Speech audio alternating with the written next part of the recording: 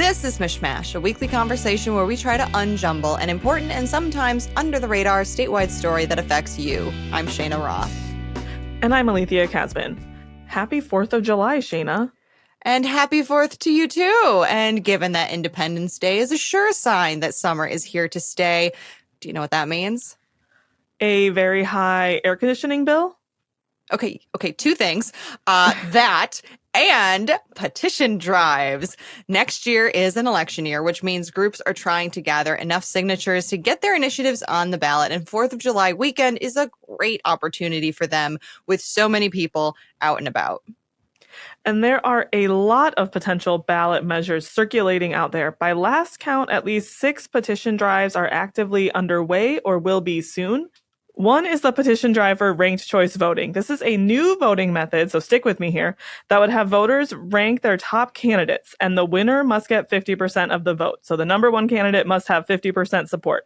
If no candidate gets that 50%, the candidate with the fewest votes is eliminated, and all the voters who chose the eliminated candidate then have their second place votes distributed to the remaining contestants until a candidate reaches 50%.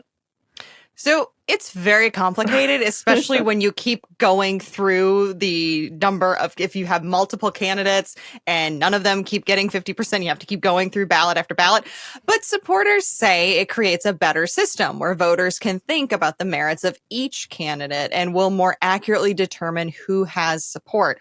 Organizers argue that by ranking candidates based on preference, voters will think more about who is best and less about who is likely to win when they're voting. And we talked to Rank My Vote Executive Director Pat Zabawa, and he said this about the initiative. We wanted to have the highest impact policy that we could continue to expand. And that's what we chose when we implemented, when we submitted our language. Mm-hmm. So those races, those statewide races, Michigan being such a close state, and the races I mentioned earlier in terms of U.S. president, U.S. Senate, congressional races, continuing, and the upcoming gubernatorial race with Mike Duggan's entry into the race, continue to present themselves to Michigan voters as increasingly not having winners with 50% or more, the candidates who won with 50% or more not being representative of the majority of Michiganders in those outcomes.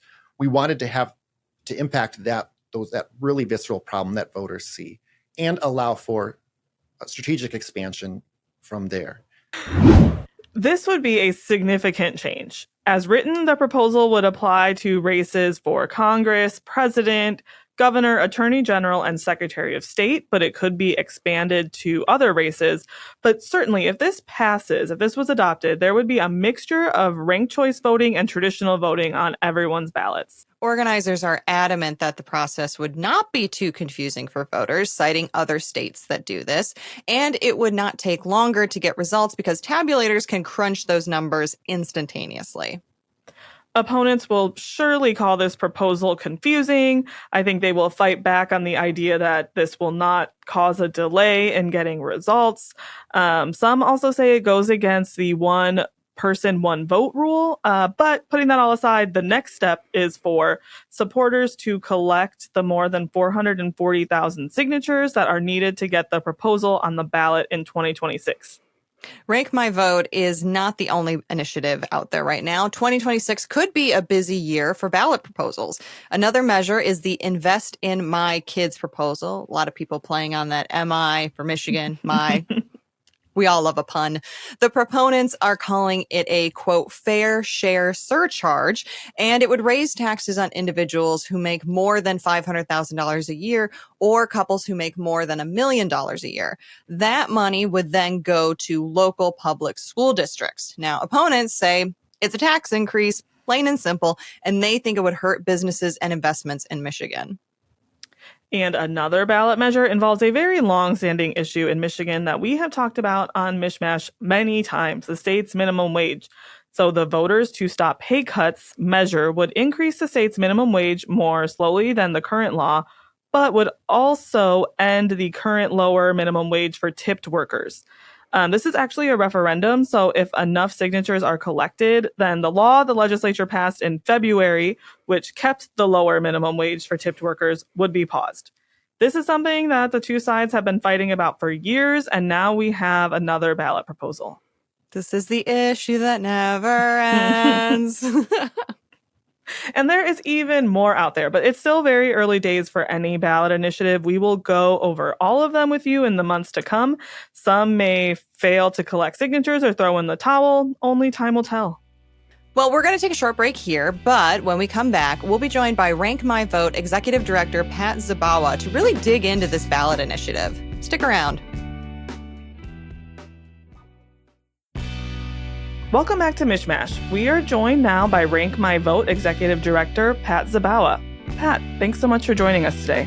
It's exciting to be here. So, Pat, to kick things off, your group recently got the green light to begin collecting signatures to get ranked choice voting on the ballot. So let's start with this. What is ranked choice voting, and why is this a change that you feel Michigan voters need? Absolutely. In a ranked choice voting election, voters have the option to rank candidates in order of preference. That way, voters can rank their favorite candidate first, their next favorite second, and so on. That way, voters always have a voice, even if they feel like their favorite candidate might not have a chance. That way that they can feel free to vote their conscience, vote their, as we say, vote their hopes and not their fears, not worry about candidates' viability. Why we think this is important in Michigan is Michigan increasingly is being represented by candidates who haven't won more than 50% of voters' support. That's true in general elections, and that's true in primaries. We see that the 2016 U.S. presidential race in Michigan, 2024 U.S. presidential race, 2020 U.S. Senate, 2024 U.S. Senate race, all elected by candidates who haven't won more than 50% of Michigander support. And that's, I'll point out a really acute case in U.S. Congressional District 13 in the Democratic primary in that district. Sri Tanadar won with less than 28% of the vote there. Over 72% of voters, 7 in 10 voters, voted for another candidate, and yet he's their current congressional representative. Ranked choice voting addresses that issue that voters see and makes sure that voters are represented, that over 50%, that the candidates that represent them have the support of over 50% of voters there. So when Rep. Thanadar won, and you're talking about the primary, right? So when you say he got 28% of the vote, that was in the primary. It was a crowded Democratic primary. And then, of course, in that seat, if you win the primary, you're very likely almost guaranteed to win the general, right? So if ranked choice voting had been in place then, do you know what the outcome would have been? Would Rep. Thanadar still have won that seat, or would one of the other candidates have won that primary if ranked choice voting was in effect then? We don't know who would have won otherwise. Yeah. We know that Sri Tanadar won with between 27 and 28% of the vote. In a ranked choice voting, if that race had been a ranked choice voting race, the voters would have had the option to rank candidates, their second preference, third preference, and so on. If the voters had voted for candidates other than Sri Tanadar, a different candidate could have come forward, and those voters could have coalesced around a more representative candidate. Now, maybe Sri Tanadar in the end was that representative candidate if they had continued to rank Sri Tanadar as their second choice and third choice and so on. So basically I'm still trying to wrap my head around what ranked choice voting is. So if the first candidate, if we're ranking candidates and the first one, fewer than 50% of people chose that candidate as number one, then it moves down the list. Is that how it works? Yes. Okay. Ranked choice voting is tabulated until a candidate who's won 50% or more voter support is found. Okay. So we can use Congressional District 13 as an example. If Sri Tanadar had won in terms of first rankings, if he had won 50% or more of voter support, then nothing else would have happened. He would have been declared the winner. But if, say, candidate number 2, in the current case, candidate number 2, we can say Adam Hollier. Was he in the race then? I don't remember. But candidate number 2, sorry. Yep. Carry on. Say he got, I'm not sure the stats offhand. So say if he got 25% of the vote and Sri Tanadar got 27% of first round tabulations. And then there was a third candidate. We're just limited to 3 candidates in this case. The candidate with the fewest number of votes, they're removed from the race and we tabulate the voters' second place votes in that case. So if they had in their second round, their second ranking, put Sri Tanadar, then Sri Tanadar's vote number would have increased. And then Adam Hollier, if they had put Adam Hollier as the second place. Okay. And then these rounds happen where the lowest candidate is eliminated and the next voters' rankings taken into account until a candidate with 50% or more support is found. Okay. All right, I think we got it. Clearly, it's just a very complicated system. And I wonder if voters are going to be scratching their heads and going, huh? Well, what we know in the United States is that voters do find it simple. Voters right now, I think it's pretty intuitive that voters have preferences in terms of their candidates. And we see this a lot. For example, I think it's very visceral for voters in presidential primaries. They think, oh, I have a couple of candidates that I'm choosing from. I have to think about who is the one that I want. But they do intuitively have candidates, multiple candidates in multi-candidate races that they support. And we see that when voters use ranked choice voting, they like it and find it simple to use. Ranked choice voting was first used in New York in the last citywide primaries in 2020, a couple of years ago, and then again last week. And 95% of voters, when it was used in 2021, found it simple. And we see that in Alaska, 85% of voters there found it simple. 94% of Utah voters in the cities there found it, were satisfied with their voting options and satisfied with using ranked choice voting. So we do know that voters like it, find it simple. In Maine and Alaska, ranked choice voting in Maine was voted on statewide, and then in Maine continued to be expanded to additional offices when faced before voters. Likewise, in Alaska, when were asked if they want to keep using ranked choice voting, they voted yes, they want to keep using ranked choice voting. So once voters see the power in being able to rank their candidates, they don't have to think strategically about, oh, who's the one that I want versus who's the one that maybe is more viable, that they can rank all their candidates that they prefer in their order of preference, that they like that system and want to keep it. So, this would be a huge change, right? So do you think this would extend how long it takes for results to come in? I think that is one of the biggest concerns that we're hearing is, would this extend it to days before we know who is coming out of a race as the winner? Not at all. We know that the current tabulation systems in Michigan support ranked choice voting and tabulate ranked choice voting elections just like single choice plurality elections we use today instantaneously. And we saw that in New York in terms of, we know the first round votes were released immediately on election night. 79% of ranked choice voting jurisdictions, ranked choice voting cities that use ranked choice voting, released their results within 24 hours. They can be instantly tabulated and recounted just like ballots today. And would you have to do it like each time for, like, let's say you get the first round and the first candidate doesn't have 50%. Does the voting software keep tabulating like until it finds the 50%, or would clerks have to be like, okay, now we have to run this again? The software does it instantaneously. Okay. It's an instant runoff system. Cool. There are those who argue that this type of voting system can allow someone who would lose under the current system, maybe even finishing 5th out of 5 candidates, to win, which sounds not like the people would want. Maybe undemocratic. So I think the opposite, that right now when there's more candidates who come forward, voters' votes are diluted. Right now there can be a really, say like the upcoming gubernatorial race, where it's there's 3 major candidates. And say there's a race with just 3 candidates in it. There can be really popular positions, really popular platforms. 65% of voters support a platform. But if there's 2 candidates that come forward that support that platform, and there's 3 candidates in the race, voters' votes could be diluted and split between those 2 candidates so that the candidate with a platform that only 35% of voters wins. And I don't think that's what voters want. I'm sure that's not what voters want. And so ranked choice voting is a more representative system for voters' choices, voters' voices being heard, and results in better policy outcomes that represent voters' wills.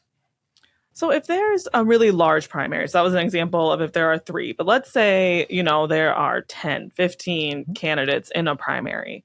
Do you think people can really thoughtfully rank that many candidates? Or do you think it becomes problematic to use this system if we are looking at, really large primaries? The power in ranked choice voting is that voters choose the power that they have. They can rank 1 candidate, 2 candidates, 3 candidates. Voters can continue to vote as they do today in terms of ranking 1 candidate. So voters can choose that kind of power. Now, the thing is, right now, if there's a lot of candidates, they're going to be on the ballot. So voters are incentivized to research them right now. So it's not that there's a change in the number of candidates. Mm-hmm. It's that they will research the candidates, and this way they actually have the power to express their comparison between them all, because they're going to be comparing them all when they go for the ballot. This way they can express that comparison accurately on the ballot, however they so choose.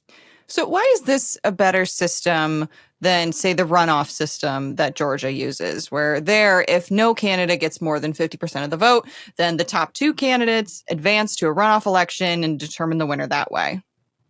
The top two runoff system only allows for two candidates to move to the runoff.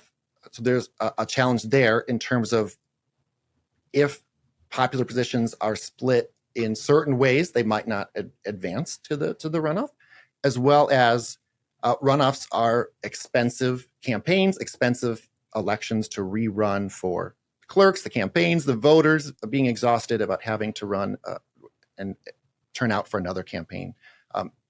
Ranked choice voting, meaning instant runoff process, allows voters to express their voice in a better way and have the results returned instantaneously without having to run another election. Now, an interesting thing about the southern states runoffs is that for their military and overseas ballots, because of what I just said, because they need a faster method to get that turnaround, they actually use ranked choice voting ballots for their military and overseas voters, because when there's a runoff, they don't have the time to send those ballots out overseas and get them back. So they actually give their military and overseas voters ranked choice voting ballots for that purpose. And I think that's a testament to the power of ranked choice voting. That's interesting. So I think one of the pieces of this proposal that confuses me a little bit is like where it would apply. So I think, and feel free to correct me at any point if I'm wrong, this is still new. So the ballot proposal as written, ranked choice voting would automatically apply to the statewide offices like governor, secretary of state, and attorney general, and then congressional races. Those are the ones that it would automatically apply to, right? As well as U.S. president. And U.S. president, of course. But then like the state legislature, it would not automatically apply to them. Would local communities be able to choose if they wanted the legislature's races to be under ranked choice voting? Yes, exactly. The local communities, as well as the state legislature, does have the power that we granted in the amendment to expand ranked choice voting to itself, to the state legislature, Michigan Supreme Court, State Board of Education, college boards. So the legislature would have to decide because if you left it to local communities, it could be pretty split, right? Like if a Detroit legislative race was under ranked choice voting, but up north wasn't. So the legislature would have to decide if their races were under ranked choice voting. Yes. Is that what you're saying? Okay. The state legislature as a whole would decide if the state legislature as a whole would be under ranked choice voting. Okay. But then when it comes to local races, so if you're talking city council, mayor, something like that, a local community could vote to say, we like ranked choice voting. We're going to use it here in Holland, Michigan, but, maybe Grand Rapids doesn't use it. So there we could see, some differences across the state in terms of local races, right? Yep. Yes, you're exactly right on that. And 5 communities in Michigan do have ranked choice voting on their books. So do you think that presents potential for problems? Because if you have, you could have a ballot and half of it is ranked choice voting and half of it is traditionally what we use now. Is that, a problem that you guys considered when you were drafting this language? When we wanted to have the highest impact policy that we could continue to expand. And that's what we chose when we submitted our language. So those races, those statewide races, Michigan being such a close state, and the races I mentioned earlier in terms of U.S. president, U.S. Senate, congressional races, continuing, and the upcoming gubernatorial race with Mike Duggan's entry into the race, continue to present themselves to Michigan voters as increasingly not having winners with 50% or more, the candidates who won with 50% or more not being representative of the majority of Michiganders in those outcomes. We wanted to impact that really visceral problem that voters see and allow for a strategic expansion from there. And we know that voters do continue to expand ranked choice voting when they see it. They like it, they try it, they expand it. This sort of expansion happens in cities across the nation. There's lots of cities where they use ranked choice voting or the state doesn't. And in Maine, ranked choice voting was first implemented in federal races and primaries then continue to be expanded to the U.S. presidential race. And the legislature just a couple weeks ago voted to expand it to state legislature and gubernatorial races. So we know that this sort of phased-in implementation is a successful strategy. Do you think the legislature would ever change its process that dramatically itself? Like, do you think the legislators would ever decide we should put ourselves under ranked choice voting? Well, it just happened a couple weeks ago in Maine. Yeah. And I think that definitely it could, in terms of, like I said, when voters become aware of ranked choice voting and the power they have under ranked choice voting, they like it and they tell their representatives they want this power. They want their power to be expanded. In Michigan, we have such a history of voter empowerment. Now in Michigan, we also have the ability to go back to the ballot, either through constitutional amendment or statutory petitions. So we think that ranked choice voting has a bright future here in Michigan. So let's talk about some of the processes that you have to take care of in order to actually get this on the ballot. You were cleared to start collecting signatures on Friday. Did you get working over the weekend? Have you already started? We have not yet started collecting signatures. We are in the process of getting all of our ballots printed and getting our infrastructure set up to hit the ground running and collect the over 611,000 signatures that we need with the over 5,000 volunteer signups that we've had over our campaign. So we're excited to bring all of this together and get on the ground to get Michiganders together and empower themselves.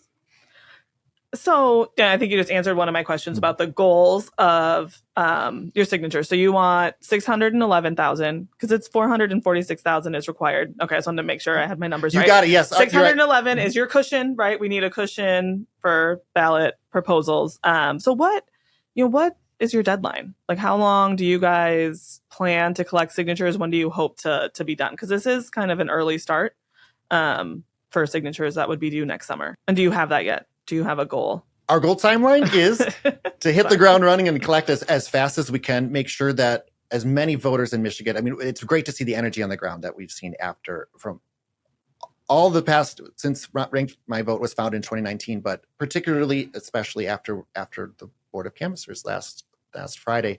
Now Michiganders see that we are authorized, right? We're ready to hit the ground, and our goal is to pick up that energy and collect the 611,000 signatures. So I know that you guys have been doing like a lot of sort of town halls, educational events, even like well ahead of having, the language ready to submit. Do you plan to continue that throughout your signature collecting process as well, so people, know what this is? Oh, absolutely. It's only going to pick up from here. And the history of Rank My Vote was founded in 2019, and we ran city campaigns, Ann Arbor in 2021, East Lansing, Kalamazoo, Royal Oak in 2023. All of those campaigns won. We started our town halls. We started town halls for those campaigns, and we started for this campaign, town halls educating Michigan voters in August of last year.